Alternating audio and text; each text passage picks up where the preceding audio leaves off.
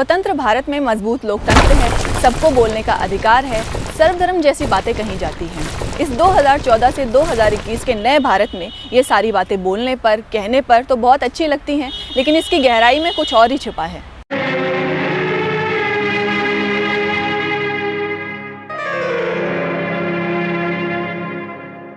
न तू ज़मीं के लिए है न आसमां के लिए, तेरा वजूद है,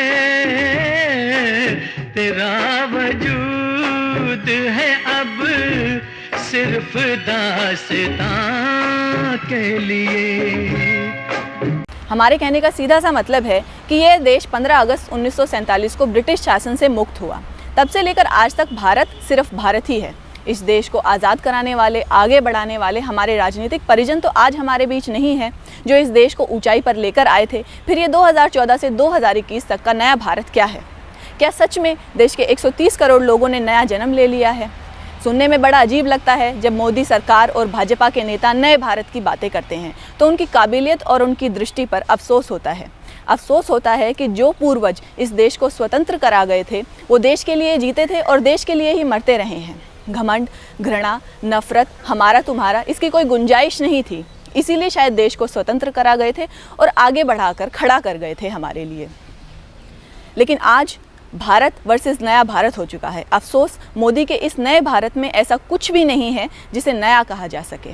गरीबी, गरीब वहीं का वहीं है, बेरोज़गारी वहीं की वहीं है, नौजवान बेरोज़गार खड़े हैं, कर्मचारी असंतुष्ट हैं, व्यापारी रो रहे हैं, महंगाई आसमान छू रही है, पेट्रोल डीजल के दाम आसमान को भी चीर रहे हैं। वारे मेरा नया भारत, तुझमें नया कुछ भी नहीं।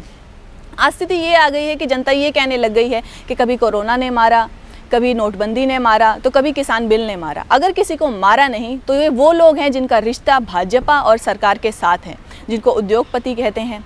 मोदी सरकार को गरीबों से ज़्यादा उद्योग पूंजीपतियों की चिंता है। सवाल ये भी उठता है कि देश में इतना कुछ हो रहा है, विदेशी ताकतें हावी होने की कोशिश कर रही हैं और देश के प्रधानमंत्री संसद में देश को शर्मिंदा करते हुए और संसद की गरिमा को भंग करते हुए प्रशासनिक अधिकारियों के प्रति अशोभनीय शब्दों का इस्तेमाल करते हैं और कहते हैं कि ये बाबू लोग क्या देश चलाएंगे।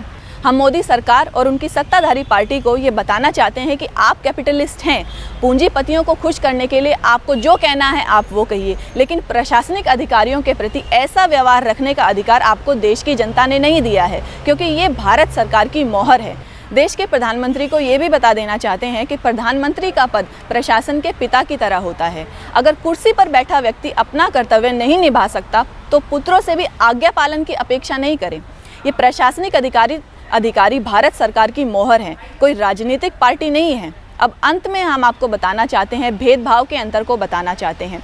जब कांग्रेस राम को राजा का लड़का बताए तो आपको पीड़ा होती है, और अभी हाल ही में ताज़ा टीएमसी से आपकी पार्टी में आए दिलीप घोष ने राम को राजा दशरथ का लड़का कहा तो आप मौन रह जाते हैं। आप कहो तो जय श्री राम और हम अगर कह दें कि जय सीताराम तो दर्द किस बात का। हकीकत तो यही है कि जय सीताराम कान पर कब तक जूती रखोगे।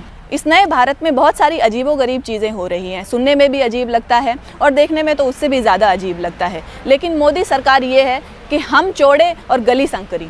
मैं रेणुका, यंग इंडिया न्यूज़ से कैमरामैन प्रशांत के साथ।